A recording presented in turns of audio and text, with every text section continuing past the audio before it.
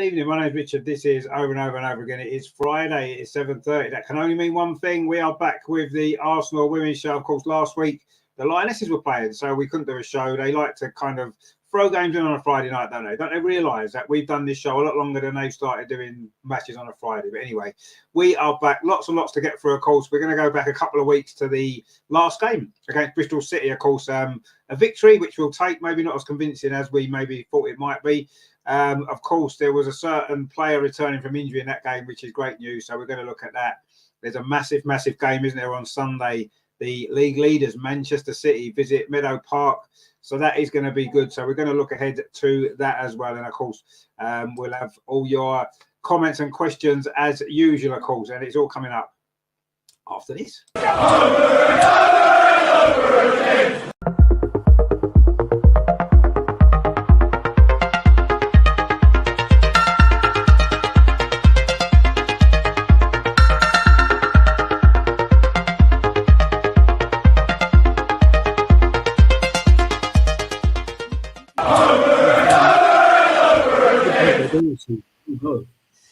And there we are. And of course, joining us is our usual panel. Of course, we have got Andreas.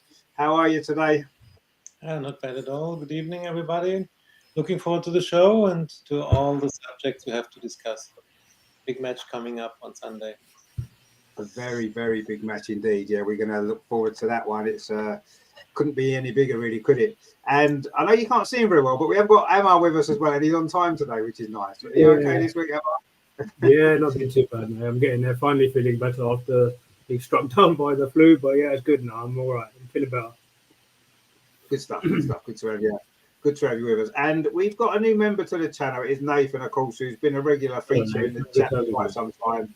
Good to have you on board with us. And Terry says hello to Nathan as well. So if you do want to become a member of the channel, there's a link down in the description. You can do that, and that would be great.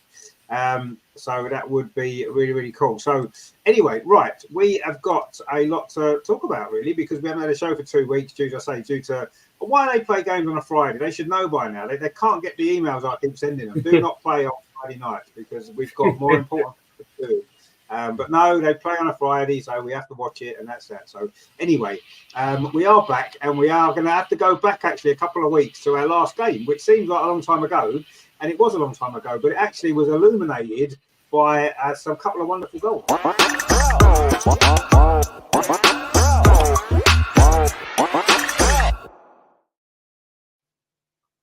So Katie McCabe, of course, with the goals on that particular day, but it was a strange game in many ways, wasn't it? Because we all expected us, obviously, to win the game. We maybe expected us to win a little bit more comfortably than what we did, actually. And in the end, I wouldn't say we were hanging on. I mean, we were a better team. But, we conceded a soft goal again. It's been a theme of the season, hasn't it? And thankfully, Katie McCabe banged in a couple of absolute worldies for us to win us the game. But it was a fully deserved victory, wasn't it? It just wasn't as comfortable and as maybe easy to watch as we was expecting it to be. I mean, just what did you make of that in the end? 3 points is 3 points, isn't it? But it wasn't convincing, was it, really, at all? No, in the end, I think we all were satisfied to get the 3 points. But what would we do without Katie this season? Her goals, it's not the first time that she saved us. And of course, we were the better team. We were dominating. We had a lot of ball possession. We had more chances. But Then it was 1-1, and everything is possible. And even after the second goal for us, when you're only one goal ahead, everything can happen. You only need one sloppy pass, one mistake in defense, one corner. I was really delighted and happy when the match was over and we had the 3 points.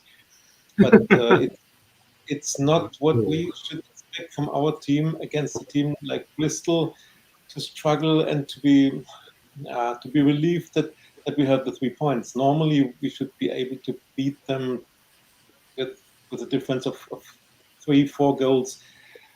Because look at the quality of our squad. We are much, much better than Bristol. And you can only excuse it with the pressure on the team, with the bad start in the season, and the pressure that it was a must-win game. You can't lose any points against a team like Bristol. So, of course, this was a lot of pressure, and yeah, finally we got the 3 points, and it's 2 weeks ago. So, yeah, let's take the points and be happy that we won. But there's a lot to improve, not only in the result, also in the build-up, in the way we play, in the way we use our chances, and yeah, we must make more out of dominating a match and creating chances. We must score more. There's a lot to improve. Yeah. Yeah, exactly. It is. And conceding some soft goals as well, which seems to have been a habit this season, doesn't it? Which, yes, we've won 2 games in a row now after the shaky start that we've had. And I think like you said, I agree, we've got to be happy with the result. And we're clearly not quite in our rhythm yet, are we, at either end of the pitch? You know, we're not defending that well. We're attacking okay in terms of our play, seems to be good. But when it comes to that final third, we're not clinical enough. We're not creating as many chances as we should. I mean, the WSL's improved the standard. We know that the lower teams, if you like, are nowhere near as bad as they were a few years ago when we beat these 11-1, didn't we, at Meadow Park a few years ago? And you can see that the level's changing now, that the gap's closed up. But even so, we shouldn't be going to a team like Bristol City who have just been promoted and not really struggling for a 2-1, but kind of not being convincing in our victory. I expected us, having beaten Aston Villa, I thought that's the pressure off us a little bit because we've got to win. And I expect us to go to Bristol City and play with a lot of confidence and get a 2 or 3 goal advantage and win the game fairly easy. But it didn't work out. I mean, fair play to Bristol City. They defended really well and they gave absolutely everything in that game, to be fair to them. I mean, it was almost like before the game, you'd think, well, that's a free hit for them, because if they lost 4-0, people think, well, that's what was expected. But anything other than that was an advantage to them. And to be fair, they gave absolutely everything. They made it difficult for us, but we need to be a lot more clinical. We need to be, we need to just play better overall, don't we? With some bigger tests that we've got to come, as we're going to talk about on Sunday, of course, as we know. So, yeah, but 3 points is 3 points. 6 points out of 6 is all we could have hoped for out of those last 2 games. But yeah, let's please at some point and let us have a game that we can relax in and not have to stress and worry all the way through like we have done all season. It's been like that, hasn't it, this season so far? But I'm sure it will get better now with a few players coming back from injury, which we'll look at as well. I mean, Emma, I know it was a couple of weeks ago now, and lots of things have happened in the last 2 weeks. But what did you sort of make of the Bristol City performance? Because we got the win, and that's the most important thing, isn't it, ultimately? Yeah, win is a win, as they say. But we made a lot harder work than we should. Another game without a clean sheet. It's a bit of what's happened. Yeah. That's when we were like so solid at the back. I don't know. I just got the feeling players are trying their best out there, but I don't know. I wouldn't blame the manager too much. It would be a bit harsh for me to say that. But I just feel like he doesn't know his own. It's tough when you're missing your arguably your greatest and your best central defender in Leah. I mean, there's nobody. She's almost irreplaceable. It's just tough when to blend the new players in. I've got the feeling he doesn't know his best starting 11 yet, and it's not really showing. There's no fluency. They always seem a bit vulnerable at the back. I mean, crosses into the box. How many goals have we conceded from crosses into the box this season? It's frightening. Every single goal there enough. Sorry? Virtually every single goal we've conceded has been like just be static, and Manu had no chance. There was a great ball into the box, but who's marking Rachel Furness? They just allow her to run on 4 defenders in the box when that happened, and that just can't happen. That's not us defensively. It's become a concern now. What was it? There was a stat up on Twitter the other week where was it Albino, who's very good at his stats. He said, we faced 9 shots this season and conceded 5 goals. That is alarming when you think we've got the league leaders coming up next. And if they put crosses in our box, we can't defend them. Then we're gonna be all at sea again. It's just like, I mean, I know it's not back till January, but he has to find a decent centre back pairing. It's tough when you got the sort of best player injured, and you've got the good thing is that Beth and Viv are back. But apart from Katie's, we have to rely on a couple of worldies to beat Bristol City, and that's not like us, because normally we're so efficient at cutting through teams, finding gaps and utilising them as we've come to expect under this manager. But at the moment, it just seems a little bit like there's a bit of, I don't know, it just seems as if they're a bit tentative and they don't know their best way of trying to break down teams. So yeah, whilst the win's a win, you can't afford to play like that against every team in the league and expect to get away with it every week. So I mean, there just has to be a bit more fluency, and he has to know his best 11. Like a great example being for me, Stina, who was so good against Manchester United. The way she scored that superb against Manchester United. Why is she doing on the bench, not even coming on? She could have added some potency to our attack.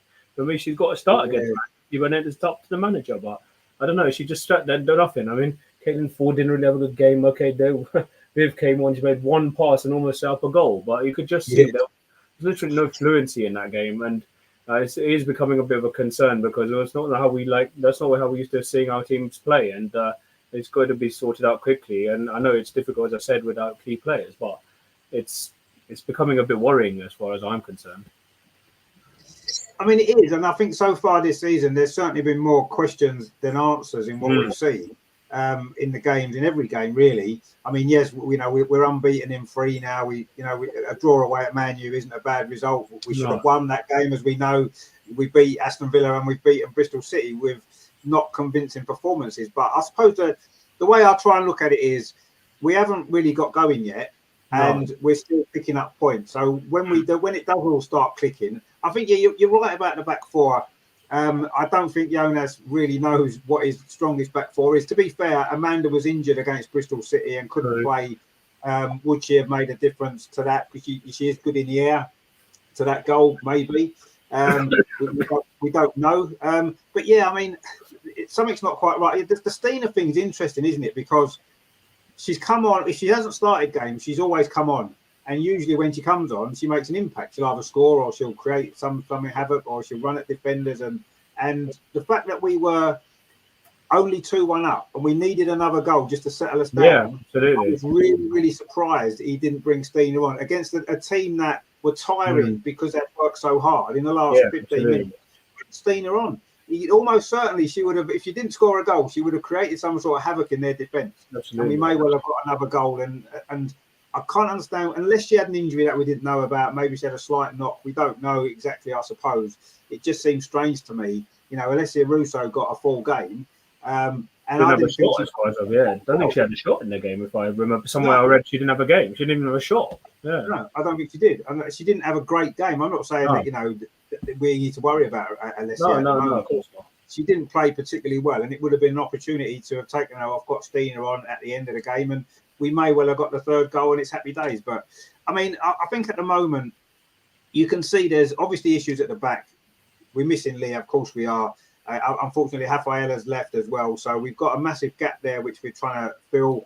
And then we've got the issue up front where trying to get Alessia Russo and Stina to either play together, which he's tried a couple of times. I don't think he's like that particularly. And then it comes down to one or the other. And I don't know, there seems to be those two issues at both ends of the pitch are causing us a few problems at the moment, aren't they? Because it's not working at either end particularly well. And I think maybe with time, it will gel and we will obviously improve. And I think we'll start to be a lot better in the games. But at the moment, it's a worry, especially when we've got such a big game coming up this weekend as well. We can't afford to be sloppy, as you said before. He crosses into the box against a team like Manchester City when they've got someone like Bunny Shaw who can get on the end of crosses, then we are going to be in trouble. Last season they scored exactly like that, didn't they, against us at Meadow Park? Exactly they did. After was it 5 minutes?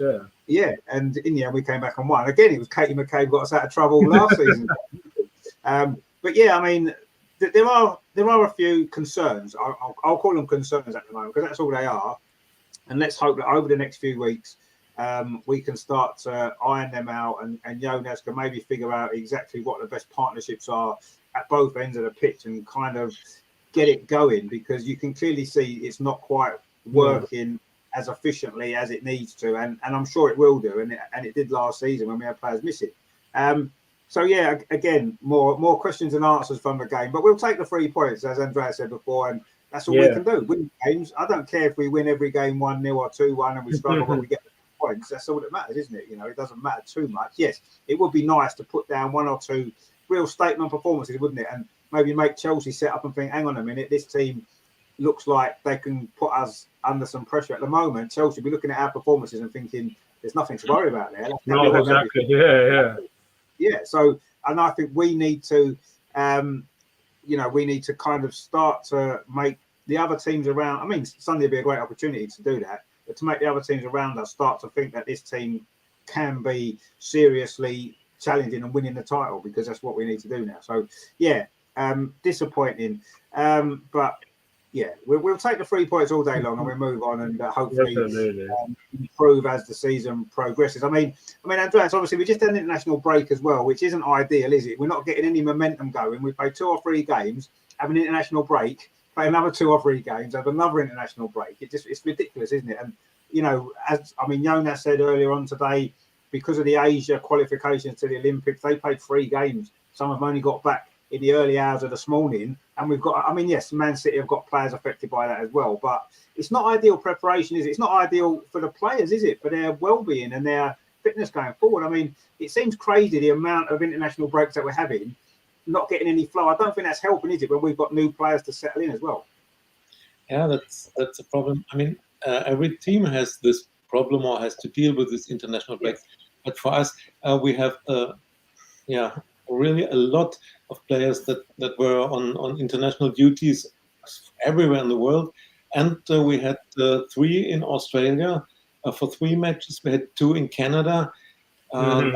This is really difficult, and it doesn't help to build the squad, to build partnerships or relationships in the squad. It doesn't help.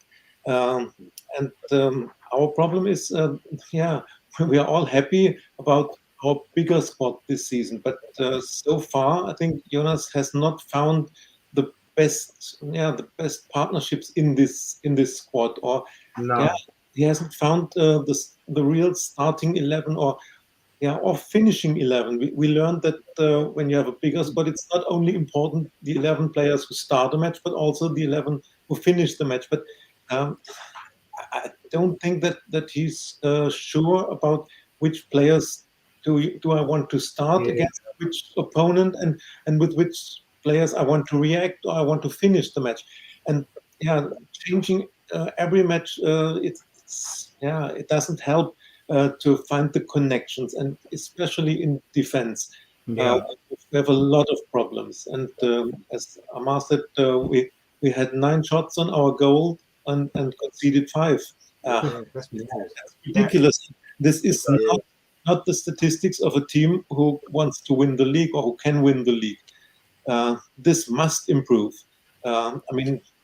If City has 3 crosses in our box and or 3 out of this, how should we win a match against a top team? So, and it's not only the goalkeeper, it's not only the center backs, it's the whole system in defense that does not scale together.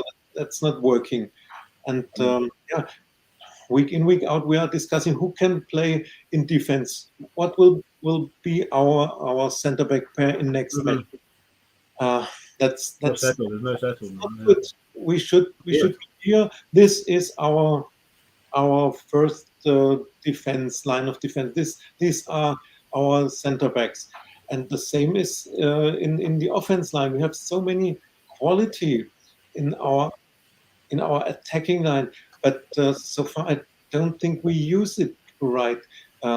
Katie McCabe, she scored a lot of goals for us, and as I said, she saved us against Villa, against Bristol, but she's not a right winger. She's a left winger or a left back. But Jonas starts her as a right winger. We have Chloe Lacasse, who could be better as a right wing. And we can't say, let's wait until Beth is ready to play 90 minutes. We must now find solutions and don't play someone like Katie as a right winger or Chloe Lacasse as a right back. These are experiments on the pitch, experiments in real life.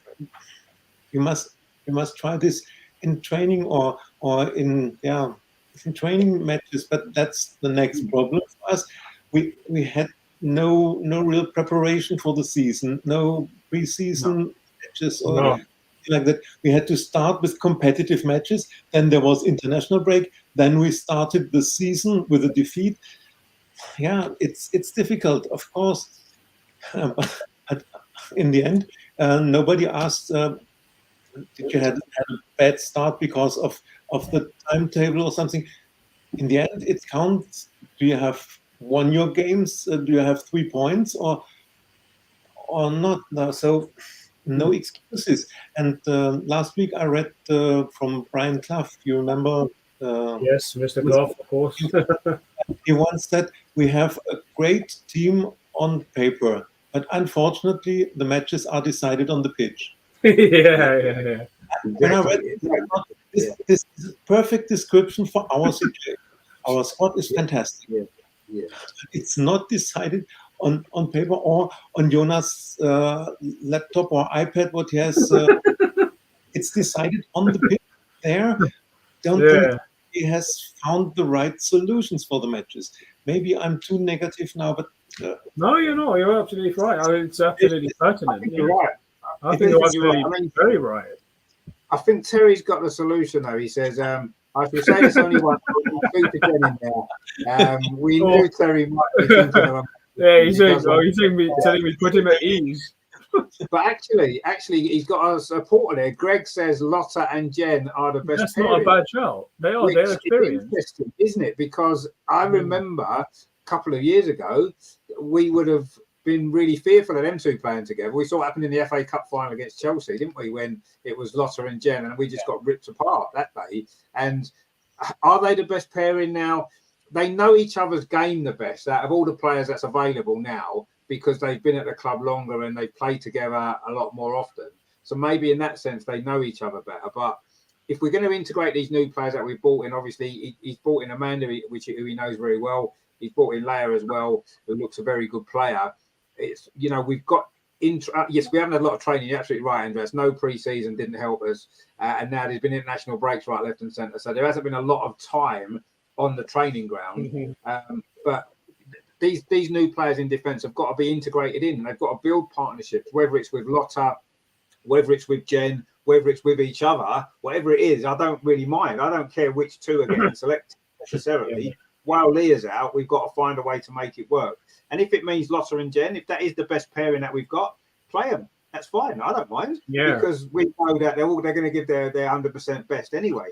But Jonas needs to figure it out quickly, doesn't he? What is the best pairing? And to get that pairing to play in enough games regularly together for it to really work. So there's work to do there. And obviously, a lot of that work is going to happen on the training pitch, which unfortunately at the minute, there hasn't had a lot of time to do that, which is unfortunate, isn't it? Which hasn't helped our situation. But everyone's in the same boat. Everyone's got new players. Everybody's had the international breaks. Everybody's got players flying all over the world. Everybody's got an empty training ground because players aren't there. So it's not just us that's being affected. We're aware of our problems more because we're involved in it. But yeah, it is affecting everybody. But it seems to be affecting us more so out of all the big teams at the start of this season than the others. And the Champions League qualifiers obviously didn't help when it comes to that, I suppose. But I mean, what do you think of that, Amar? Lotta and Jen? Because that would have been scary a little while ago, wouldn't it? But suddenly now it is looking a little bit more like maybe it is the best pairing we've currently got. What do you think?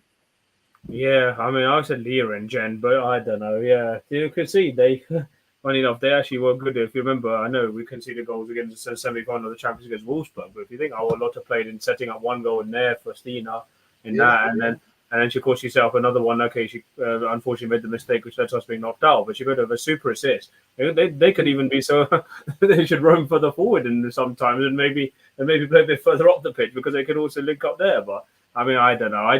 My general opinion is that it's going to take a while for the new players to blend in. Yeah, you see Amanda. You see how far they went in the World Cup. 3 weeks to get ready for a Champions League game. Well, in fact, it wasn't even that. Russo was off 1 week. Had to get back into training. 2.5 weeks after that, they're back in Champions League. Okay. Players have been burnt out, and you see and then all these extra mileage you have to travel doesn't help either. But I just think some players are being burned out. We need to see other players. I know we talk about it, but I don't know why not give Kyra Cooney-Cross a chance in the midfield alongside Kim. We see Frida. I know she's not been in the best of form, but again, all these players went deep in the World Cup and barely had a pre-season, and maybe he needs to mix it up a bit more and give the other guys a chance who haven't had one. But it's gonna take it. It just doesn't seem to be settled at the moment, and you can see the players are trying their best, but I just don't. As I said, the manager doesn't seem to know his best settled 11 yet. It's going to take time. Fine, that's understandable. You've had a limited preseason, coming off the back of a World Cup, which was a long way from home, and you come back, and yeah, it's going to take time. But I just think he's burning some players out. He needs to give other players a chance, like I said, with Kyra, like with Stina a bit more, like with Chloe Lacasse. And yeah, I mean, it's going to be difficult to solve. But yeah, Leah and Jen are the best. But then, you know, and we've seen Leah Volti play sometimes in centre back as well. Maybe why not give her a shot? Play her in centre back. She certainly has a bit more stability to the defence as well. And Steph as well. Steph played there, Yeah, and then Kate could play left back. Or if only we've got one Steph Catley, if only we had four Steph Catleys. But no, I mean, just being silly. But that would be the day. But no, it's yeah. He's got to just decide on ultimately who his best centre back pairing is. I mean, yeah, go on. I mean, the fact that we bought 2 central defenders in the summer, it would seem crazy to play a left back at centre back, wouldn't it? Or even play someone like Jen Beattie. No disrespect to Jen, you know, we know what a great player that she's been for us. But when we've bought 2 central defenders, why have we bought them if the intention wasn't for them to be playing? And that's very true. Very true. With each other or with some of the other players that we've already got. And yes, Leah Williamson coming back is going to make a massive difference. We know that, but that's not going to be for a while. We've got to find a way, haven't we, between now and maybe January or February to stop conceding as many stupid goals. Because if we keep doing it, we're not going to win games. We're not going to win games. We're not win anything. We're not win anything. No, you don't. I mean, going back to Brian Clough. Brian Clough said the same, didn't he? I mean, a successful team starts from clean sheets, starts from the defence, and that's if you haven't got a solid defence, you've got no chance because you can't keep scoring 3 or 4 goals every game to win. Exactly. It's impossible to do that, isn't it? So yeah, let's give. I mean, I'm prepared to give the whole thing a little bit more time because of the whole training situation. Exactly. Yeah. But if things haven't changed much in the next, I don't know, 4, 5, 6 games, and we're still conceding silly goals and we're still making too many changes to the defence in particular, then we have to start maybe asking questions. But let's see what happens. We've won 2 games in a row. We're unbeaten in 3. Let's not get too down about it. But it has been quite frustrating so far this season, hasn't it? What with everything that's gone on. But throughout all the frustration that we've been feeling, and although we've not been playing particularly well, there was some rather good news from the Bristol City game, wasn't it?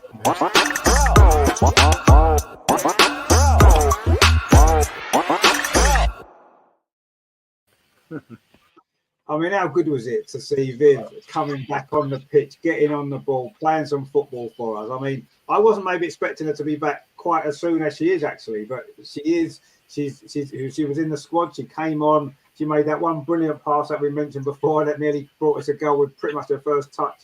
And obviously, once she's up to speed, which is going to take a little time, the same with Beth, it's going to be, you can see almost immediately there the impact that's going to have, certainly in the attacking side of our play. You know, we're going to create more chances. We're going to get in behind mass defences a lot easier with Viv just dropping deeper, getting the ball, playing those passes through, and obviously Beth to do what Beth does as well. And it's quite exciting. I'm quite excited about seeing how all of that works. You know, with Alessia there, with Stina, you know, all these great attacking players that we've got. Yeah, maybe the plan is, we've just been talking about the defence, right? Maybe the plan for Jonas is he's thinking, I don't care. We can have all these attacking players score 8 goals every week, so we'll still win 8-6. That'll be fine. Doesn't matter. 8 goals. Maybe that's what he's thinking, because I don't know. But we've certainly got, I think now, once Viv and Beth get their proper match sharpness back, and absolutely, we have got, I believe, the best attacking group of players pretty much in Europe. I don't think there's a better attacking players than we've got anywhere. And if we can't make that work with all of those players that we've got, and if we're not scoring loads and loads of goals once they're all back playing, then I'll be amazed, because the talent there is incredible, isn't it? I mean, Andreas, it was so great, wasn't it, to see Viv come on, of course, having Viv and Beth both on the pitch at the same time in that game for the last 5 minutes. It was like, wow. I almost didn't care how poor the game had been and how bitty our performance had been. We finished the game with those 2 on the pitch, and it's like, wow, the future is going to be bright again, isn't it? Yeah, I mean, if Beth scored this goal after the pass from Viv, we would speak about a fairy tale coming true. Well, even in this one situation, you saw what we were lacking all these weeks, these months. It's the ideas that the eye Viv has for the match. She sees spaces others don't see. She sees spaces where a chance can be created, and if the connection like it is between Beth and Viv, then this works. This works perfectly. And of course, this will also need time that Alessia connects with Viv and her ideas. But for the future, this possibility and this new possibilities Viv brings in. It's just fantastic to see. As I said, this one moment showed what we were lacking all the time and what she can bring the team. And of course, she needs a lot more match minutes, or this will take weeks or months until she's back at her top level. But even if she will be able to play 15, 20 minutes, this will help the team. And I think that is a few steps ahead. She will be able to play maybe 30 minutes or so in the next matches. And even this helps the team because things that brings into a team. We don't have these abilities, these possibilities she brings in. So the future looks bright, but we don't have time. That's the problem. We don't have time to wait and say, let's fit together, and then in 3, 4, 6 weeks we are starting to win our matches. Then it's too late. That's the problem. We need to win now, and to build up and integrate the players coming back from injuries. Yeah, it was nice to see Viv back on the pitch, and this gives hope, but it doesn't solve the problems we have right now.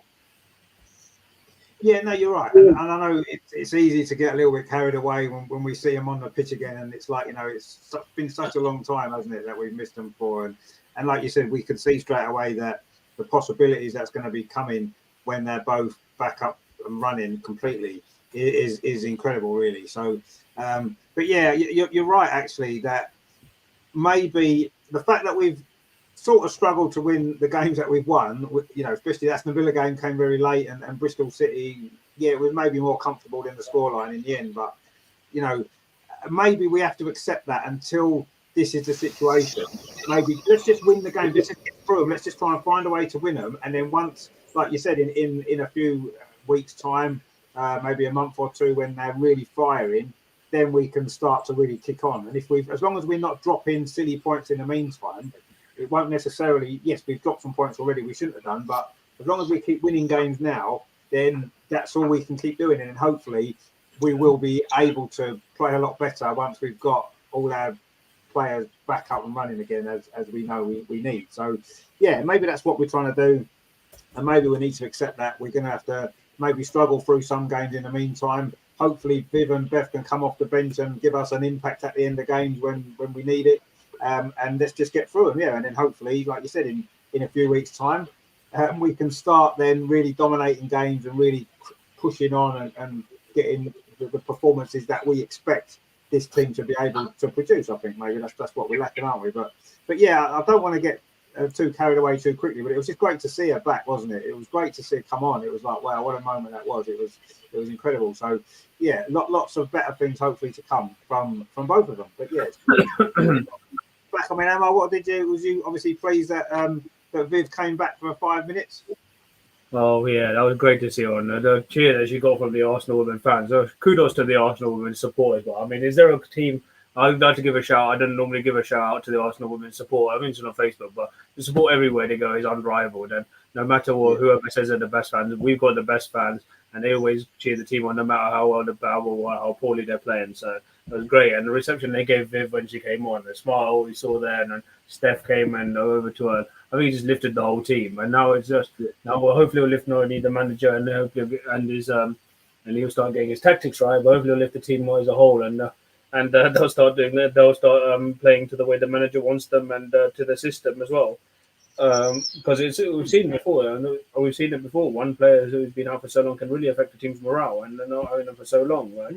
maybe you could have us like, I don't want to go back to us last season with, maybe you could argue the same what happened with William Saliba, but that's a different thing entirely. But like when the player's been out that long, and like her and Beth have, and they come on and they get that reception from our fans, it's great, and it lifts the whole team. So no, her cameo was great. She'll play another worldy pass. Not only she's just capable of worldy pass, I was reminiscing of that brilliant ball she played against Steiner against Manchester United a couple of seasons ago. So if she can keep doing that, then great. But we wouldn't want to rush her back, and it was great to see her play, and maybe just limit her at the moment, her and Beth at the moment, to half an hour cameos.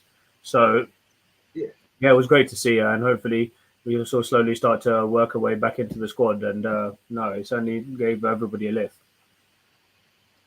It did, yeah, and I think that's kind of what's needed, isn't it? You can see that there is something missing from the play at the minute, and having certainly those two players on the pitch is going to help with that morale as well, isn't it? Because you look at those players and think, well, they come off the bench, and not only apart from anything else, the opposition probably look at that and think, oh dear, look at the problem we've got now with those two coming on. So I think that it's obviously good, and we need to be excited about it, but equally we need the patience, don't we, to make sure that we don't rush them back too many minutes too quickly and risk them getting little injuries again and being out. That's the last thing that we need. We want them to be playing at their maximum as soon as they can, and the only way to do that is by easing them back in, isn't it? Giving them minutes here and minutes there. There's going to be people, I know there will, on some of the Facebook groups and stuff, that are going to be saying, oh, why isn't Viv starting on Sunday? Well, she's not ready to start yet, is she? Because she's only played 2 minutes.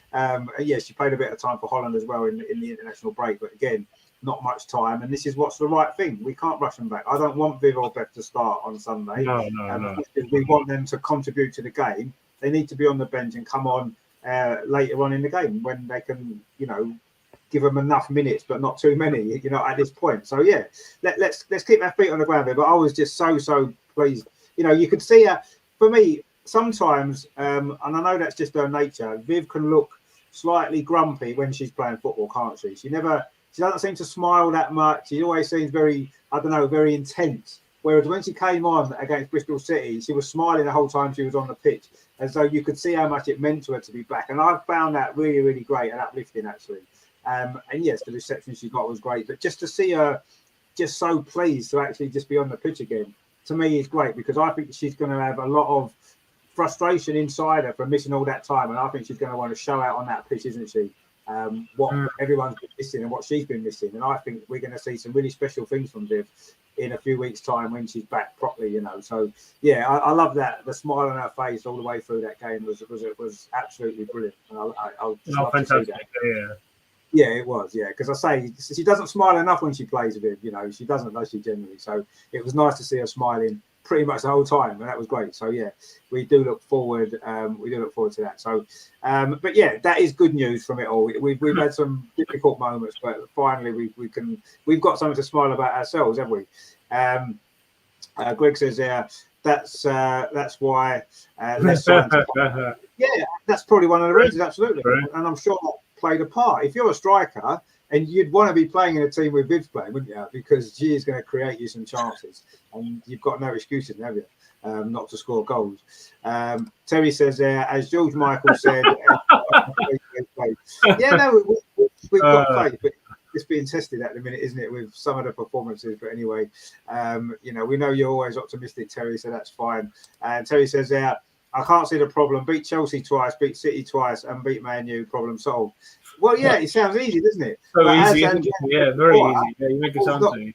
Yeah, football's not played on paper; it's played on the pitch, and it's easy to say beat Chelsea twice. Yeah, brilliant. Let's beat Chelsea twice. We can say it. Are we able to do that on the pitch? I don't know. We haven't beaten them twice for a very long time. So, beating them once in the season's an achievement most of the time, isn't it? So let's see. But anyway, hopefully you're right, Terry, and we will do all of those things. And we have got faith. It's just it's being tested a little bit, isn't it? I think with events of just the way this season started, it's just not maybe gone as smoothly as we anticipated it might have done. And yeah, we're trying to look for the positives, and I say we've got a couple of big positives from that treatment room. Obviously, one more big player still to come back, and of course, don't forget Laura as well. She's a big player, but I don't think she'll be around till towards the end of the season, unfortunately. So yeah, there's a lot to be optimistic about. It's just struggling sometimes to actually to get to that point because of all the kind of, not negativity so much, but just that the performances haven't really lived up to it, have they? But anyway, we shall see what happens with that. But of course, as we mentioned earlier on, this weekend on Sunday, early kickoff, there is an absolutely massive game, isn't there? Regardless of anything else, regardless of all the injuries, regardless of the problems that we've had, this game is, we can put all that behind us because we've got to win.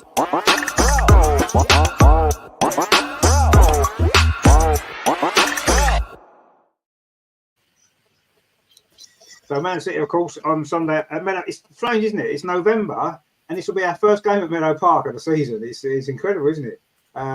Obviously, all the other home games have been at the Emirates, and it seems mad that we're nearly at Christmas, and we're just playing our first Meadow Park game. I do think that's an advantage to us actually on the pitch, because we don't often lose at Meadow Park, do we? So I think that's a good thing that we're playing now. I mean, the first game of the season at the stadium, and we're playing against the team at the top of the league, isn't ideal. Maybe we'd nice to have had a game before that to have got used to it again. But they've played there enough times. That's not really an excuse, is it? And of course, Alessia Russo scored on her last 2 or 3 visits to Meadow Park when she played for Man U, so she knows where the net is at this stadium. So that might help us a little bit. But I mean, when we're thinking about the team, obviously we don't know all the injuries and we don't know all the players back from international duty, who's ready to play, who isn't. Are you expecting some changes, Andreas, to the team? Because it's such an important game. We can't afford to mess around, can we? We've got to pick our strongest team and we've got to play well. Yeah, it's very difficult because we're coming from an international break. And last seasons, we always struggled after international break. We always had our problems in the first match after this, because a lot of our players are playing in different national teams with different styles, with different ideas from their national coaches. This time, as I said, we have the 3 Australians coming back today, I think, and tomorrow back to training, tomorrow morning. The Canadians had a long flight. I think there will be changes in the lineup, and you have to see who is fit, who brought maybe a little problem from muscle problem from international duty. So I don't expect Jonas to start our 3 Australians. I think, as far as I know him from last season, he won't start them. He will have them on the bench. So we already discussed the problems with the centre back situation. Which centre back pair will be the best for the City match? Amanda had a slight injury, or at least she wasn't with the Swedish national team. In the press conference, Jonas said Amanda is not ruled out for Sunday. This doesn't sound really convincing. So I think it will be Lotta and Laia Codina probably, or back 3. I don't know, but to play Lotta and Jen against Man City, I think it's a problem of pace. And if you see Chloe Kelly, Lauren Ham, Bunny Shaw, with the pace they are bringing in, and then against Lotta and Jen, I wouldn't be a worry. So therefore, I'd say Lotta and Laia would be my choice, and then I think Katie will start as left back, as I expect Steph on the bench. If she's fit, normally Steph has to start as left back, and on right back there's no question. If Noelle is not injured, she has to start. That's the one position in which we have no alternative.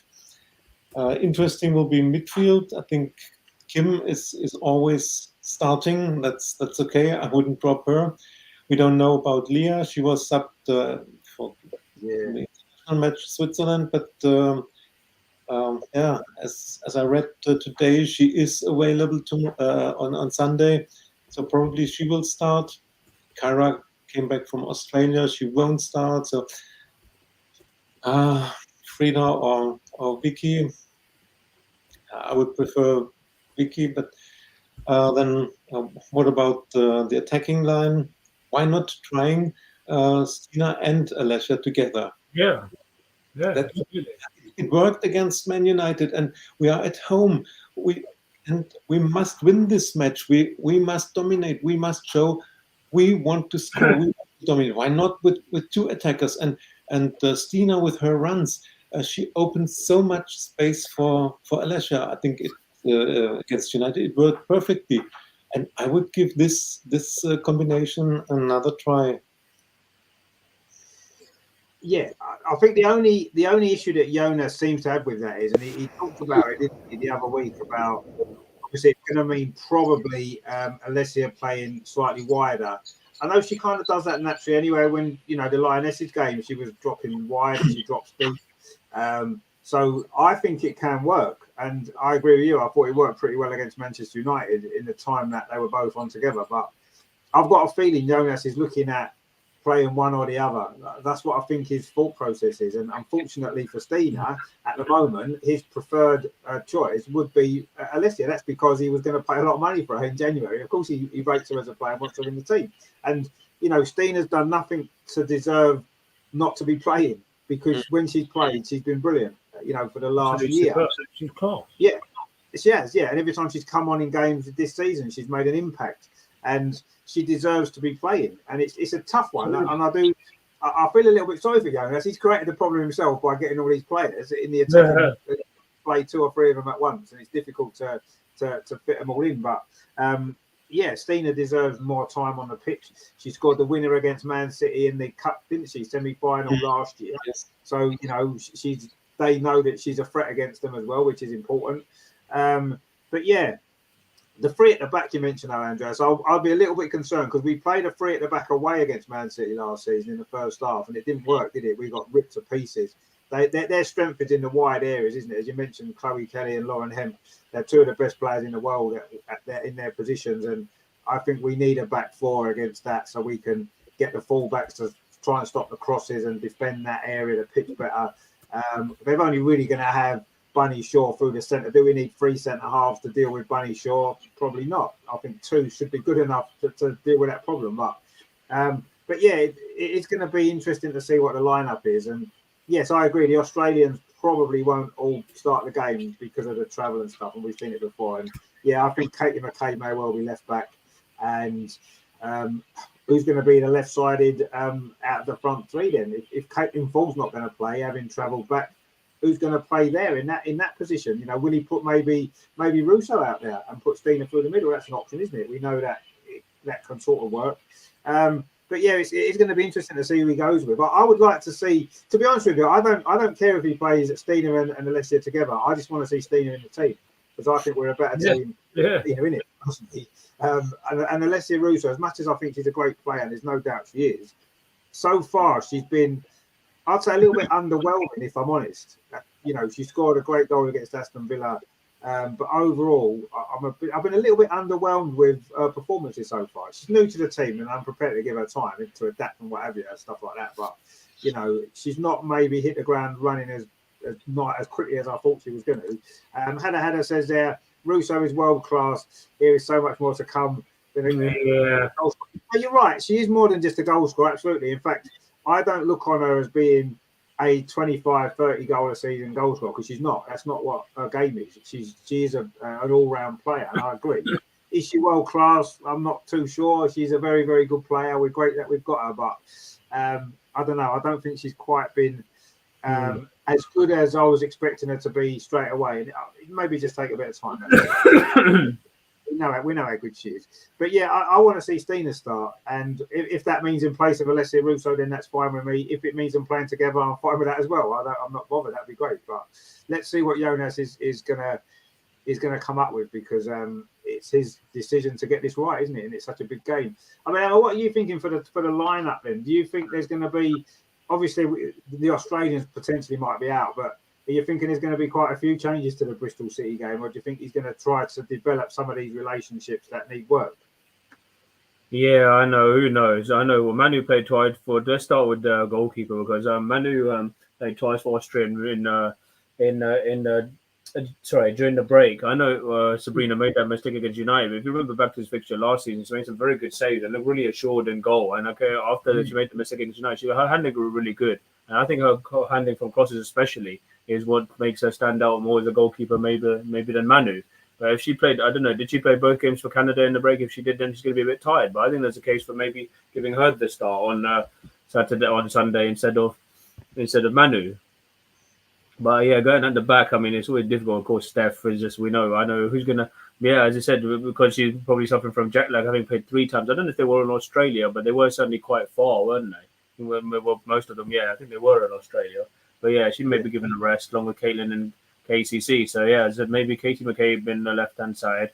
Who knows in the centre back? I mean, Lotta didn't play during the international break, so maybe you'll start her, but then all the others did. So, I mean, is he risky? Is he wanting to risk to play Jen? I mean, as I said, Laya and Amanda have looked unconvincing so far, so that remains to be seen. I mean, right back, as we know, Noel, Laura's injured, so I'm guessing it'll have to be Noel, and I don't think we have anyone else that can play there instead of Noel. So Amanda can play right back. Yeah, she could. Right. She could as well. But again, yeah, she played. I don't know. No, mind you, she didn't. I don't know if I looked. She didn't actually play one of the games for Sweden in the break. So let's see. And then in midfield, obviously, Conrad Kim. She's just a class act every time she. I mean, one thing about Kim, I mean, we'll probably still be talking about her when she's 50, and she'll still be working her magic in the centre of midfield. So who knows? She's like one in a generation player. She reminds you of she's like that Iniesta kind of player who brings out a calmness and assurance, and she's just so cool, and she can get out of any tight space. So play her in the midfield. Wouldn't play Frida. I mean, yeah, as I said, Hada says in the chat here, why not? It's a bit of a tough to ask somebody like Catherine Cool. She could come off the bench and make an impact. Is she ready enough to start? I'm not sure, but she's shown she has talent, but ready to start in such a big game, it is tough on the young players. We talked in the past to put her into such a big game when she's not had much playing time. So I mean, maybe for a little stint off the bench, but my midfield, I'd probably give Leo a rest. I'll probably put. Oh, it's a tough one. It is a tough one, though, isn't it? I mean, Frida came off the bench. Is she willing to start? I know she scored in this fixture last season. She scored some important goals. Who would you play alongside Kim? I think maybe there's an argument. Again, KCC came back, but then it's tough to leave out Leah. It's a dilemma, which again we've talked about so much for the manager this year. But I mean, if you want to, probably just end up playing the reliable pairing of Kim and Leah in the midfield, and maybe somebody in front of them to just hold the anchor that midfield, and then up front, yeah, it's tough. Hopefully I'll get to see Stina at some point, and then she scored so many important goals for us last season: the Conti Cup semi-final, final, Champions League semis. I would love to see her play. I mean, we was begging, as we said, was begging for her to play against Bristol, but whether or not she'll play, it remains to be seen.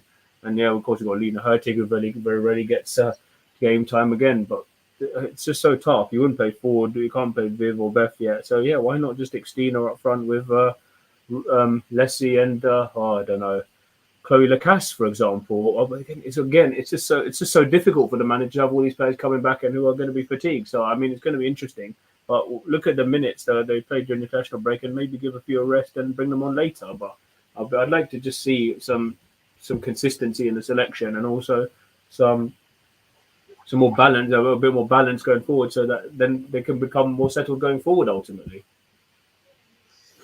Yeah, I mean, it is a tough one. And it is, at the end of the day, we've got this squad of players now, and you're just going through the names there. It's like, we've got enough to put out 2 teams, haven't we? Let's be honest. We've almost got two really good players in every position, apart from right back is the one that we've mentioned before. But yeah, I don't know. It is a tough one, but Jonas has created this situation by getting the players that he's got, and they're great players. He's got to now make it work, hasn't he? He's got to find a way to make it work and make it gel and everything else, and that's his job. That's what he's paid for. So, he's got to start doing his job now, hasn't he? And really getting the team he wants, the starting 11, the finishing 11, and making sure that it's we can't afford any more slip-ups, really, can we now? Having lost to Liverpool. And this is a massive, massive game. It's an opportunity to claw those 3 points back, isn't it, that we lost at the start of the season. Now we can claw them back on Man City by beating them. And we're at home, and we should be looking to do that, shouldn't we? Terry says there, Emma, come on, by 2:30 on Sunday, we'll be saying, what the hell is going on about 4-2, and could have been more if he didn't take Super Gen off at 4-0 up. Well, I'm not sure about 4-0. I mean, the one good thing I would say about playing Manchester City is, unlike a team like Bristol City and Liverpool and Aston Villa that we played at home, have just sat back, defended and defended and defended. Man City won't do that. Not really, not to the same extent. They'll come out and play football because that's their strength. They'll try and get the ball forward. They'll try and get balls into our box. And that's going to leave spaces for us that we haven't had yet in the other games that we've played. So I think that might play into our hands a little bit. And I think we're going to get more opportunities because there'll be more space for us. And there'll be more space for them as well. I'm sure that they're looking at it in the same way. They've had a few games where teams have sat deep and tried to make it difficult. So yeah, I think it's going to be a different challenge to what we've faced so far this season, because most teams have just, apart from Man United, and even Man United, really, we had them penned in for long periods in that game. So no one's really come at us yet, have they, so far? I think Man City will. They'll fancy their chances. Of course they will. Yeah. And I think it might play into our hands a little bit. I'm sure not going to be naive and just fly out at a small angle and leave gaps everywhere. But no. I don't know. I think it might be a better game for us, maybe more suited to the way that we play, knowing that they're not going to just defend deep like everybody else seems to do against us. And it's Meadow Park, and we know the pitch, and we've had so much success there. We've had so many games there, and I'm pleased we're playing. Although this game may have been a better one to have played at the Emirates than Aston Villa, for example. I'm glad we're playing at Meadow Park because I think it favours us massively now. I'm a lot more confident with this game that we're playing at Meadow Park than if we played at the Emirates. Personally, I think playing at the Emirates against Man City, more space on the pitch may have benefited with the players that they've got, especially in their attack. So I don't know.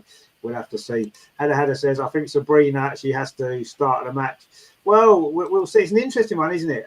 The goalkeeping, we're talking about all the other positions on the pitch. Who plays instead of who? Stina or Leslie? Is it, is it going to be Amanda and Leia? Is it going to be Lotta and Jen? Is the goalkeeper situation the same, isn't it? Is Zinni going to play, or is Sabs going to play? It's difficult, isn't it? Because again, it's a decision that Jonas has to make. He's got to decide, hasn't he? It seems like he still fancies Manu Zinsberger as his number one. I think I know he picked Sabs in that Man United game, but I think he still sees Manu as his number one choice, and I think she'll probably start on Sunday. If I'm honest, I think she probably will. And then let's hope that I know they're going to put crosses in though, and she's not great at defending crosses, is she? So maybe that might influence the decision. But I still think he'll go with Manu Zinsberger personally.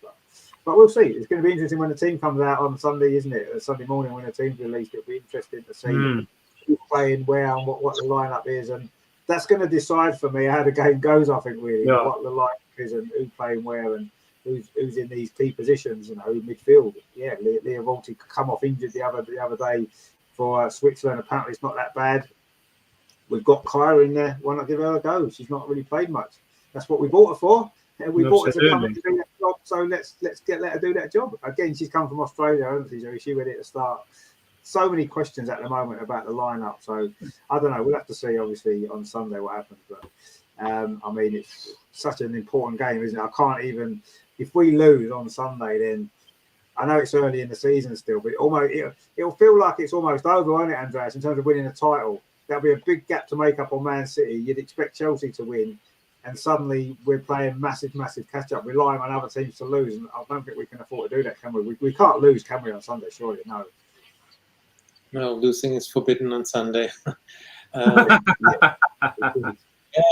It's early in the season, but if we lose against City, I think the gap is too big because it's not only City, it's United, it's Chelsea, and they all had a better start to the season than we had. And it's too early to say that the title race is over, but it will be extremely difficult to come back into the title race if we lose on Sunday. So let's think about defeat. The good thing is it will be a more open match, and City won't sit deep and wait and defend with 7 or 8 players like Liverpool or Villa or Bristol did.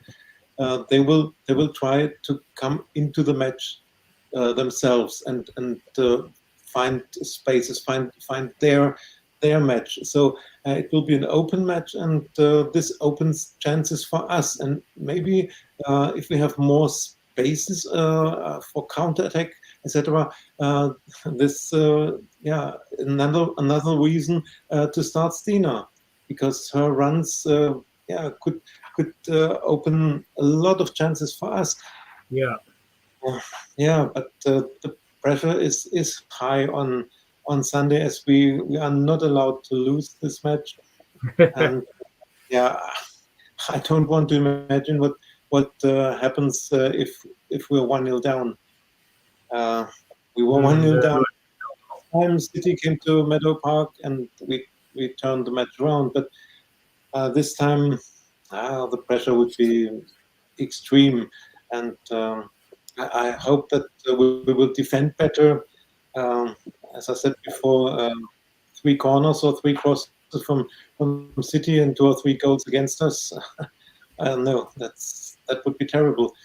So I also think Manu will start, but she had her performances for Austria were the same as we know for years for us. She was great in one-on-one situations. She had a fantastic save with her leg, and then the goal she scored the last match, she came out of her goal and looked like she's not really disoriented what to do. I don't know. Sabrina had a great match last time against Man City. She was one of the match winners. I would prefer her, but it's up to Jonas to make the decision and find the solutions, because normally it's a must win, but at least we're not allowed to lose. I mean, if it's a draw, you will say, okay, we haven't lost, and the gap is not bigger now. Then we have to look what will Chelsea do, what will United do? Will they win their matches? Then it's really a big gap, and the Liverpool match is still hurting us.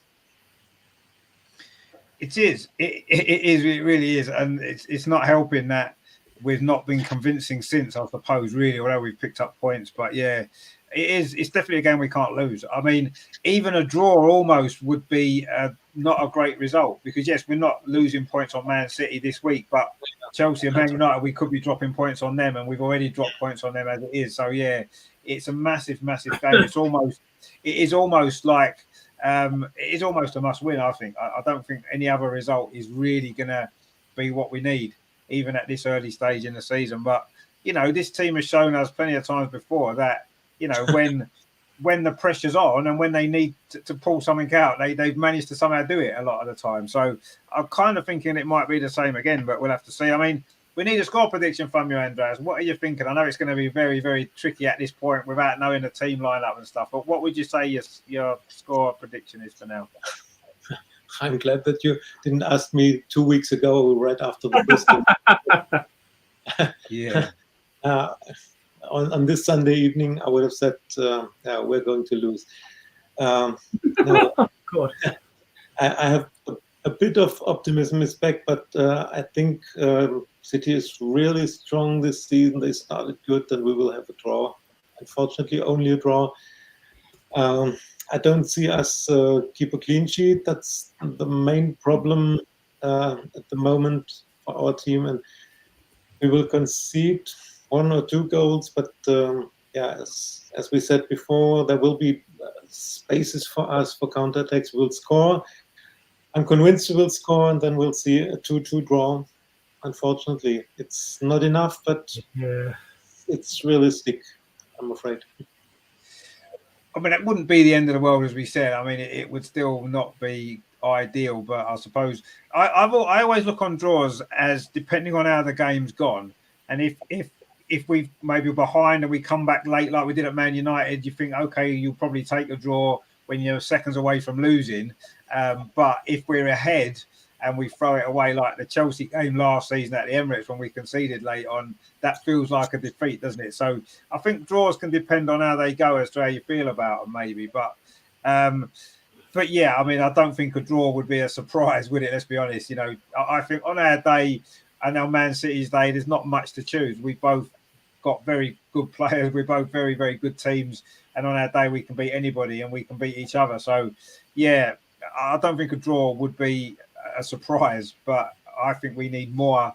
But what we'll see. Hada says, what if Ford and Lacasse will run at the defenders? Well, yeah, I'm sure they will. If they're fit to play, then I'm sure they would do. But look what they've got in their sort of wide areas as well. You know, with Chloe Kelly and Lauren Hemp. I mean, Lauren Hemp's been brilliant in recent weeks. So yes, yeah. So you know, they've got as much threat as we have in those areas, haven't they? Really, which we'll have to deal with.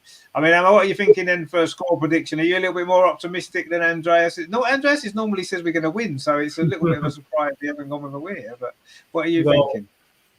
Well, I don't know. Well, Matt used to always jokingly think we'd lose, but I don't know. I don't know what to expect of our defence, honestly. It's that say we can't defend at the moment. We don't know. We can't defend crosses into the box. You know, our Bunny Shawberg brings up physicality, scored against us last season. We were so poor in the first half against them last season. Should have been out of sight. We could fight back. I don't know. I don't know what is about this team at the moment. We seem to play better when the cards are stacked against us. You see how we scored 2 injury times against Villa. We scored. How many did we say of the 6 goals we've scored this season? Half of them have been in injury time, haven't they, or something like that? Yeah, and we relied on a few worldies to go. We just can't seem to break teams down that are so well organised and play with a low block. It seems that seems to be the pattern that seems to be emerging from these games. The team set up with just to try and put them behind the ball, and then we can't break it down. You won't get the same with City. If it's an open attacking game that suits our style, then yeah, why not? That may be just the kind of opposition that may suit our style, may suit Jonas' style, or whatever Jonas' style is. He doesn't seem to have a settled style of play at the moment. So, I mean, you know what you'd expect from Gareth Taylor's side. I mean, I've criticised his teams in the past for maybe lacking a bit of ambition and not turning up in the big games, but they look the real deal this season. And the addition of a certain Dutch player who scored against us twice for Wolfsburg last season, who maybe we could have kept hold on to, only adds to their threat. She's been superb for them so far this season. If we can't handle her in the front three, then I really fear for us. But this squad is resilient. Saying that, this squad is resilient. We do have a good attacking line. We do have great players as well that can cause them problems.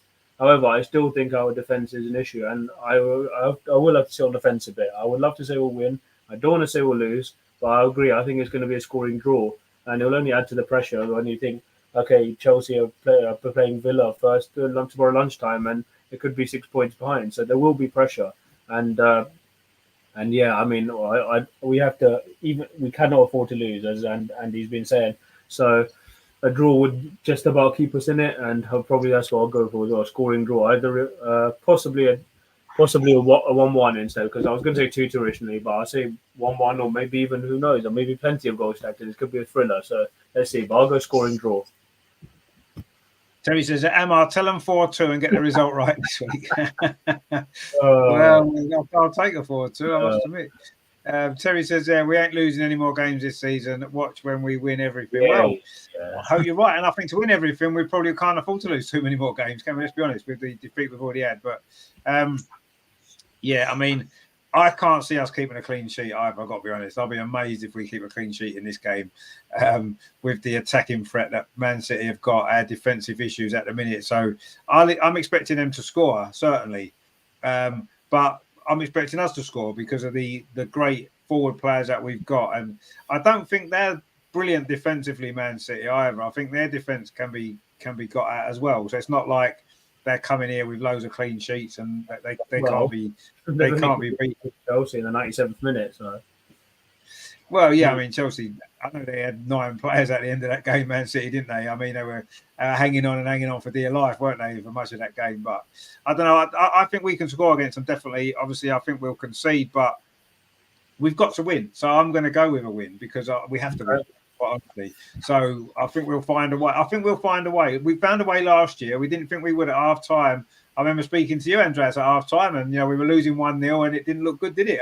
We were going to lose, but we found a way then, and I think we'll find a way again. And I wouldn't be surprised if it does finish 2-1 again to us. I think we'll find a way to do it somehow. We'll end up with, whether it's a worldie this time from Katie as it was last year, or whether it's just a great team goal or something, we'll find a way to do it, and I think we'll win 2-1, and then suddenly we're right back in it, aren't we?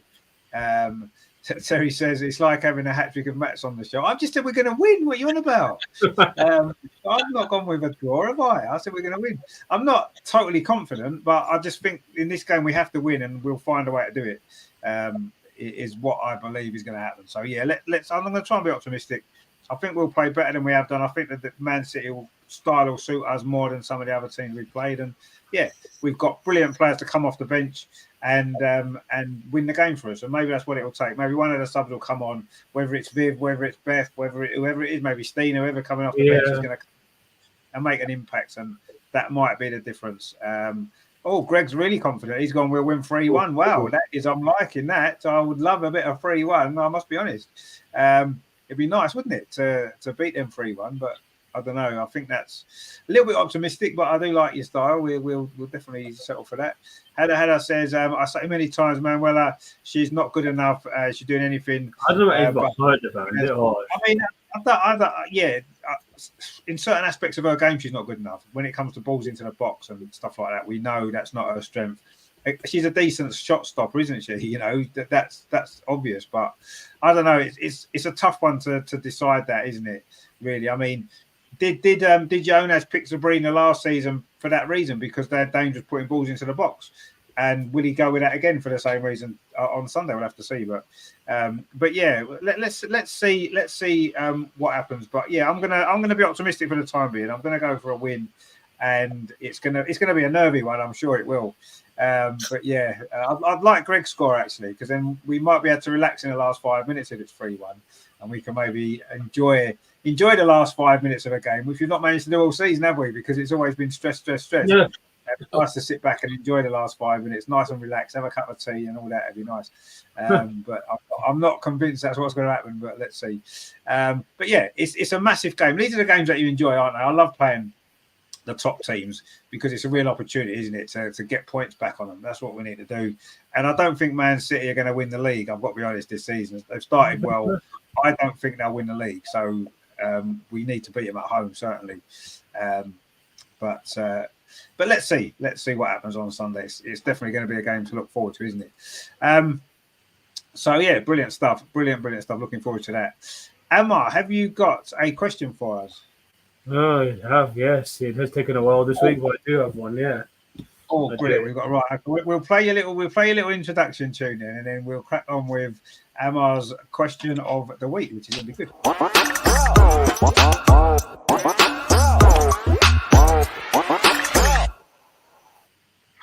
I've got my pen and I've got my bit of paper. I'm all ready, prepared. Ready. Okay, so as it is Arsenal Man City this week, let me word this right, because it did take me a while to think about the wording of this question. So yeah, how many players that have played for Arsenal since the start of the WSL that have also gone on to play for Manchester City have gone on to score against us in this fixture in recent seasons?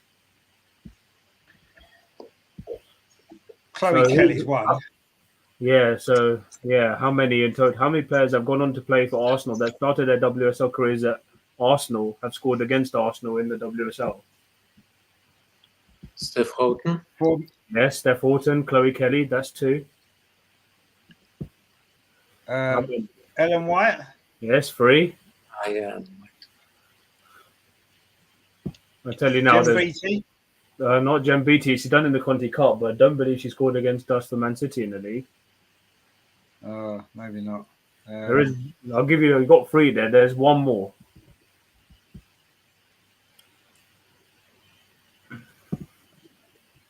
I mean, Jill Roth scored against us, but not. No, not for Man City. It has to be for Man City against Arsenal that have played previously for Arsenal in the WSL.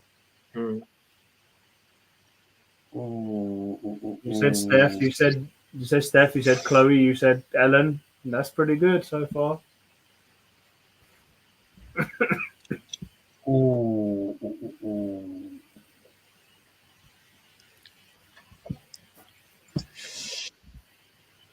I'm trying to think who else. Obviously, Jim Beattie played for Man City. I'm trying to think who else has played for Man City and Arsenal.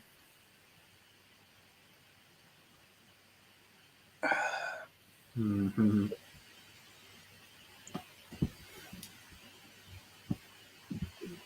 Are they still playing now or not? They are, but not anymore. Oh, if I tell you, if I give you any more clues, I'm going to give it away. No, not. Okay, fine. All I'll say is they're no longer playing for Man City. Oh, okay, right, okay.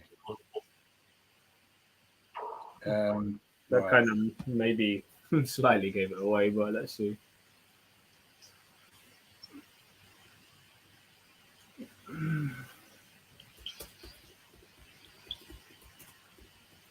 Man City scored against us for Man City. Yes, you said Steph, you said Chloe, you said Ellen. Mm-hmm. There's one more.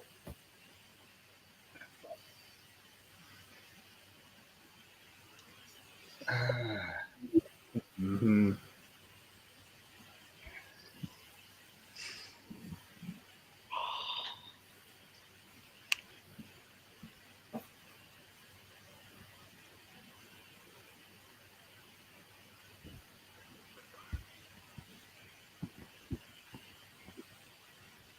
Are they still playing in the WSL? I said that would give the game away, may potentially, if I said so. No, they're no longer playing in the WSL.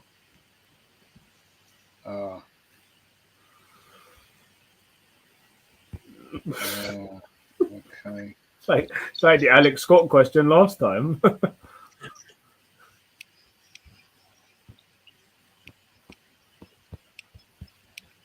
I think you're gonna slightly kick yourself if you don't get this one. Maybe more.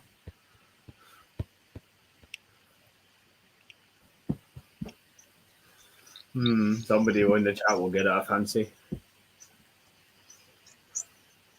Oh man, it's probably quite easy, you know, isn't it? Probably.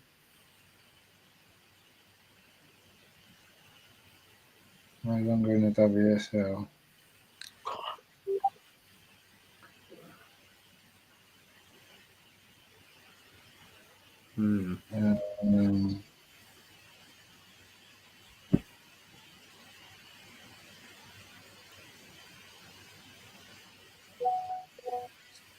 Oh man, this is quite tough. It probably isn't really. It probably isn't tough at all.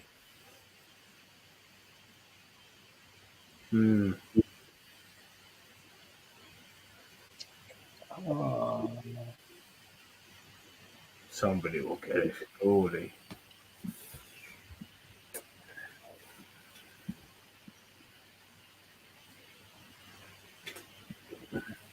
I'm gonna start dishing out clues if you're gonna. It's gonna be. I don't have to be dishing out clues, but let's see.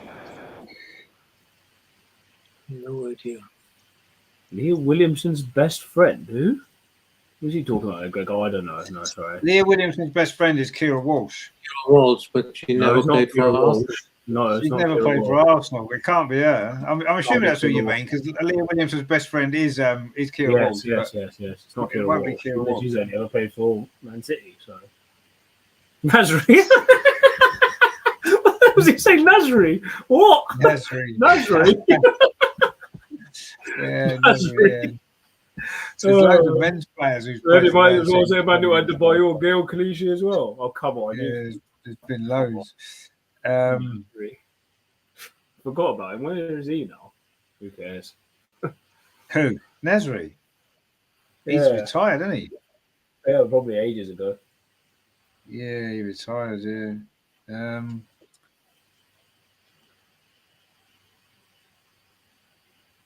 gonna have to dish out clues.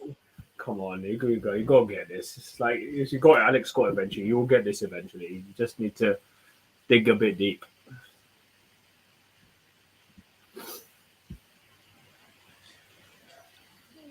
Isn't who's that one who plays for Barcelona? Barcelona? Yeah, she did play for Barcelona. Did she play for City? don't know. She played for Arsenal. I don't know if she played for City. Oh, I know who you're thinking of. Yeah, I know who you're thinking of. She scored in the World Cup, didn't she? Was it not Nigeria or something? I mean, Oshola. Yeah, it's not her, is it? Were you thinking of Vicky Losada? No, No, because she played for Barcelona and City, but she never scored against us. no, she's never scored against us. No. Barcelona and City. Ruby Mace. No, it won't be Ruby Mace. It's not Ruby Mace. It's not Ruby Mace. Oh God. I wonder who it could be. I'm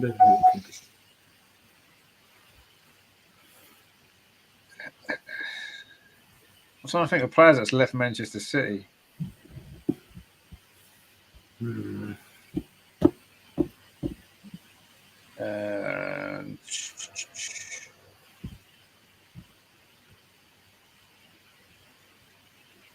trying to think of when they beat us the other season. They beat us at the Meadow Park, didn't they? The other year. I know Ellen White scored one of them. I can't remember who scored the other one. it was Lauren Hemp, but it's not Lauren Hemp. Oh yeah, it was Lauren Hemp actually. Yeah, you're right. It was. Yeah. You said Steph. You said Ellen. You said Chloe. That was pretty good. That was pretty bang, bang, bang. Now the fourth one is a top. So the easy ones. I thought that those three were easier, weren't they? Let's be honest. Well, I don't know actually because I don't know what the other one is yet. Maybe it's just as easy as them. They're always easy when you think of them, aren't they? Sherry says there, have we got Ellen White? Yes, we said Ellen White. We already said Ellen White. Yeah, we said Ellen White. Yeah, that was the first one we got. This is doing my head in now. I'm going to have to start giving a clue in a minute, aren't I? You might have to, yeah. Oh, go on. Do you want a clue? What country is she playing in? She is playing in Spain. Oh, Spain. Can't be Lucy Bronze. She's never played for Arsenal. Not Lucy Bronze. No. She's never played for Arsenal. No. Just because she's in Spain and from Man City, that was all. We already had Vicky Losada, but she did play for City, but I don't think she ever scored for Arsenal. For City against us. No, I don't think she has either. Played in Spain.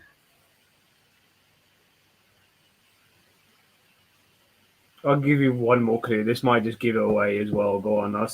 She's also currently out with a serious knee injury. Well, that narrows it down. That's pretty much half the women's players in the world. Playing in Spain, out with a serious knee injury. Oh, come on. You're going to kick us off, honestly.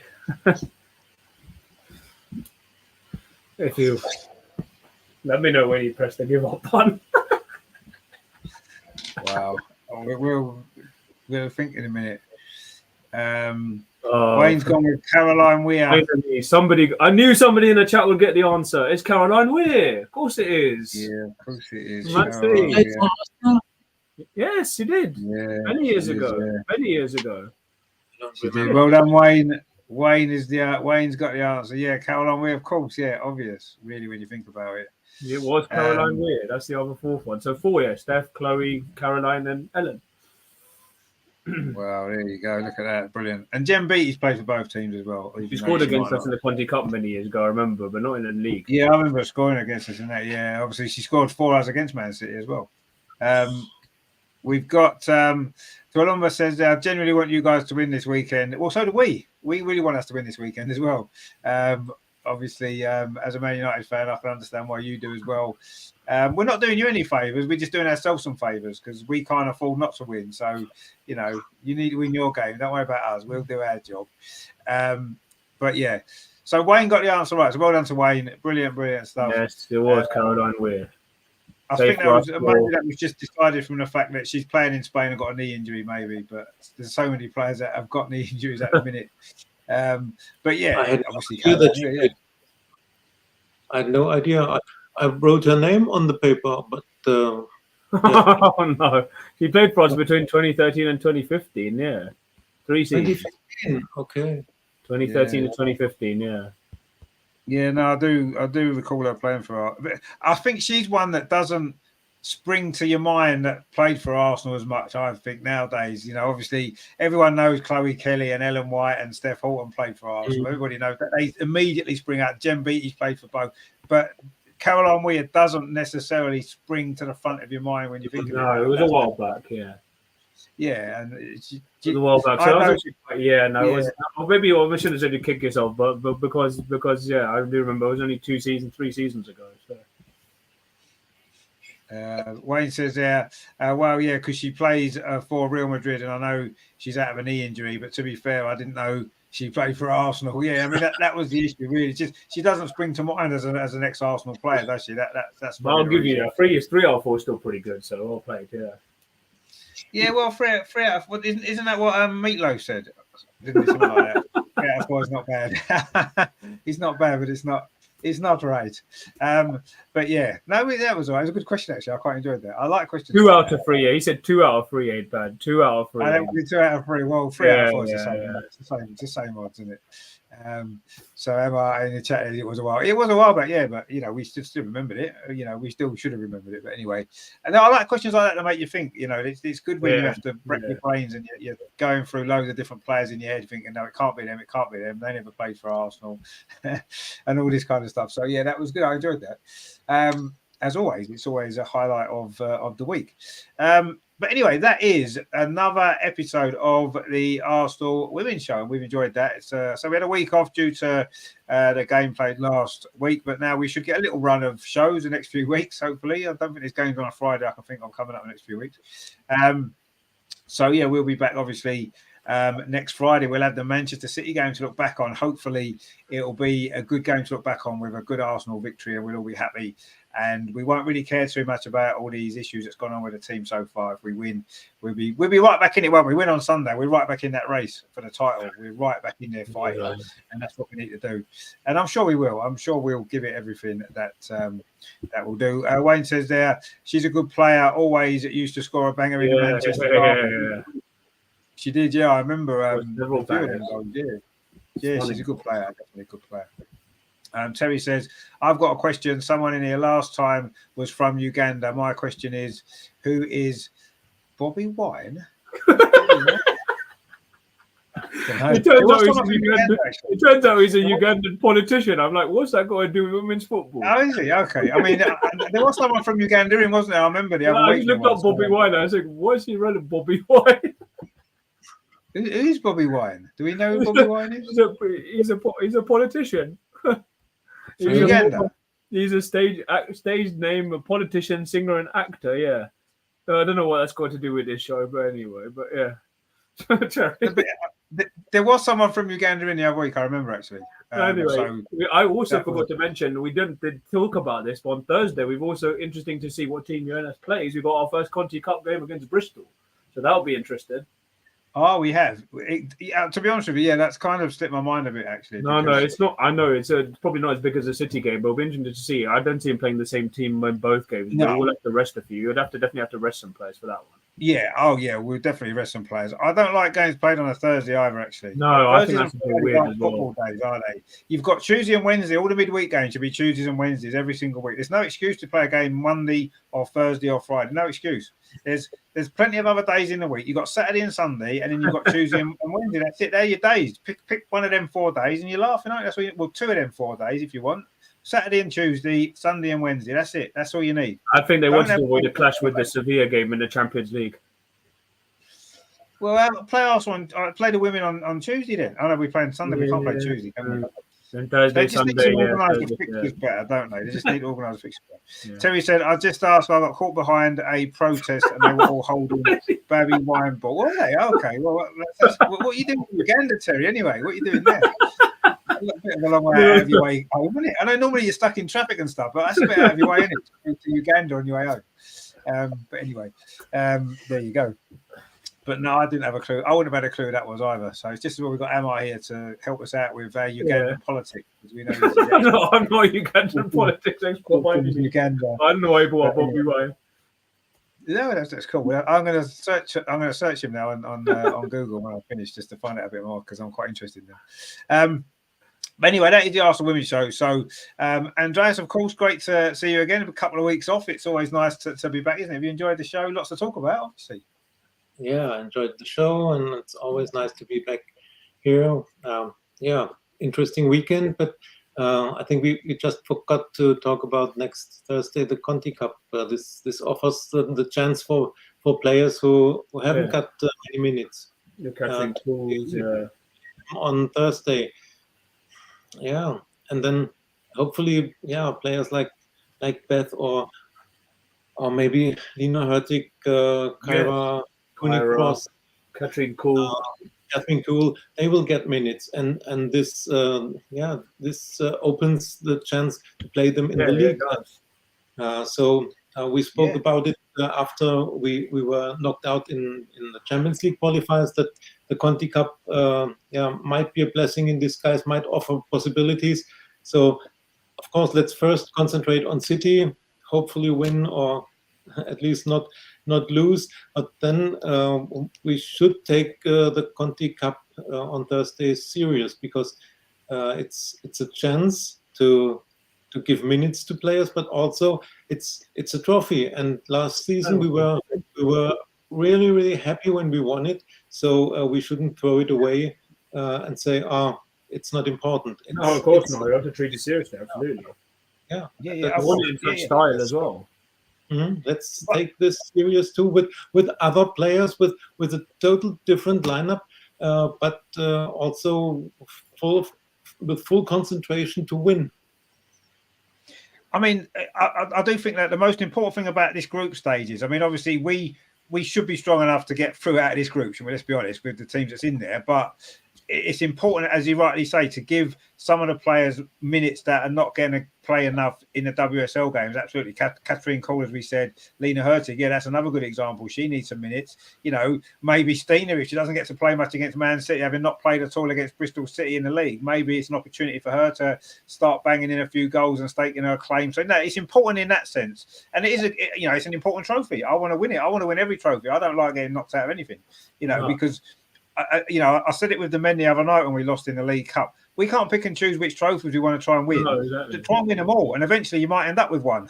That's the way I always look at it. Don't think, we that's not important, we won't worry about that. No, care about them all. Go as far as you can in all of them, because eventually you might get lucky and win one. And if you just throw them all away, you're going to end up with nothing. That's happened too many times. So no, I want us to, the group stage we should get through. But yeah, it's a good opportunity to use the squad and get the squad on the pitch. And like you said, maybe Beth and Viv might end up playing quite a big part in some of these games to get them fitness against opposition that it's maybe going to be a little bit easier for them, and it's not going to be quite as physical and stuff like that. It might be a good opportunity to get them playing. So it's a big competition for us, actually. And it's not what we want it to be. We'd rather be playing the group stage of the Champions League, I'm sure, than we will. We'd rather be doing it. But we're not, so let's make the most of this. And it's games to watch. It's going to be good. And I say we're going to see some players we might not see as much in the league. So yeah, no, it's you're right, Andreas. Absolutely, we shouldn't have overlooked it. I didn't really kind of think it was this week. I forgot really. There's so much been going on. Yeah, absolutely right. We need to win that game. I mean, we should.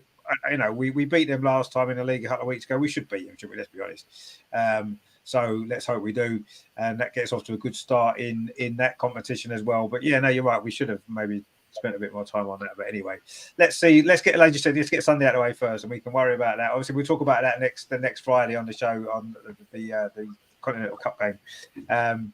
Greg says the more trophies we win, the more it becomes a habit. Exactly, absolutely, yeah, I 100% agree with that. So I always say, you put it this way: you can never win too many trophies, but it's easy to win not enough. So that's the way to look at it, isn't it? Let's win as many as we can, and I don't care what ones they are. Let's just win as many as we can, and that's what you're right. And it breeds more. It brings that hunger, doesn't it? And I'm sure that winning the Continental Cup last season, all those players that played in that, you love that feeling, don't you? Going out, getting a cup, celebrating with your fans. You can't beat it. You want to do it again, and you do it again, and you want to do it again, and that's how it works. And you need to win one to go on and win a second one. And we've won one. And hopefully that'll be the springboard for us to go on and win some more this season. But you're absolutely right. Yeah, the more trophies, the better. Let's win them all. Absolutely win them all. But yeah, no, let's we'll look forward to that on Thursday. That'll be good as well. But yeah, we'll be back next Friday. Amar as well. Say good to see you. We can't really see you, but I'm better light now. Yeah, you can see me now. I'm much better in my room. Yeah, now I'm always sticking to my room. Never going downstairs again. It's good. Yeah, no, I think it's much better. A lot brighter. Yeah, no, it's good. It's good to be back. 2 weeks off. I'll be back next few weeks before I finally get to go away to India in a few weeks' time, which I'm really excited about. Don't know if I'll be doing the show from there. Probably not, because it'll be late in the middle of the night. But no, there's still a few more to look forward to before then, and then then I'm going away. So yeah, no, it's plenty to look forward to, and in the upcoming weeks. And yeah, as I say, let's just hope it's good to have the two teams playing alongside each other once again, and hopefully they'll give us plenty to cheer during that period.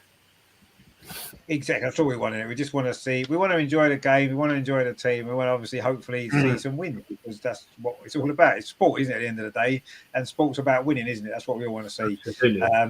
Yeah, so let's hope that's what it happens. So yeah, we'll be back next Friday to look back on the Man City game, look back on the Continental Cup game as well, and look ahead, of course, to next weekend. More big games coming up, thick and fast at the minute, game after game after game. It's exciting, isn't it? We love it. Terry says there, great show tonight, Richard. International Man of Mystery, Andreas, and 8 o'clock Hammer. He was in at 7:30 tonight, though, so leave him alone. He did well. Can you start being late again? Otherwise, I've got to think of another nickname. Hey, I'm not going to start being late again. No, I took today off work. I don't have Fridays off of work. I can only get certain Friday. I can never get Friday off of work, so I'll have to start trying to be a bit early if I can. But that's the way it goes, No, work gets in the way of life sometimes. We understand it. But no, it's been good to be back. It's been good to see you two guys again. And we're looking forward to a big game on Sunday. Of course, tomorrow it is the men are playing Newcastle. I'm not sure if I'm going. I haven't got a ticket. I'm thinking of going anyway and see whether I can maybe black my way in. But if not, I'll stay at home and do a watch. Depends on what the weather's like, actually. If it's absolutely howling it down with rain and stuff, I might just stay at home and do a watch along. I haven't decided yet, but one way or the other, I'll either do a watch along or I'll be at the game and do a vlog. So one or the other will be going on there. And of course, Sunday, I'll definitely be here 12:15, Manchester City game. That is going to be epic, I'm sure. So join me for that if you can. And of course, next week, loads are coming up. Champions League, Continental Cup. So many stuff to go. It's just ridiculous how busy it's getting. But yeah, join us for all of that if you can. It is now officially the weekend, because the show has come to an end, and that's when the weekend starts. And enjoy your weekend, everybody. Enjoy the football. I'm sure you will. Thank you very much to Andreas for joining us, as always. Thank you very much to Amar as well, of course, as always. And yeah, enjoy your weekend. Enjoy the football tomorrow and on Sunday. It's going to be great. And I will see you. Well, I'll either see you tomorrow. I'll see you Sunday, one or the other. But either way, it's going to be good fun. So join me for that. Thanks for watching. Give us a like before you go. Don't forget to subscribe. Come on, you Gunners. Let's do it. Come on. See you later, guys. Okay. Bye.